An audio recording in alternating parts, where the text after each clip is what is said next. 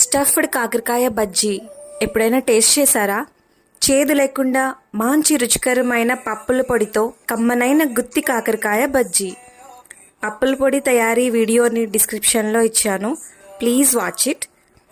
Easy evening snacks special ఐటమ్స్లో stuffed కాకరకాయ బజ్జీ తయారీని చూసేద్దాం. సాంబార్లో సైడ్ డిష్గా కూడా బాగుంటుంది.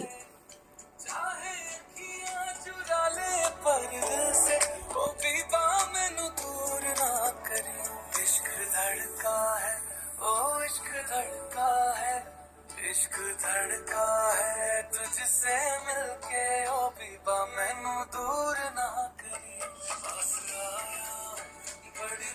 ఆయిల్లో ఫ్రై చేసిన కాకరకాయను పీసెస్గా చేసుకొని పకోడీ కూడా చేసుకోవచ్చు.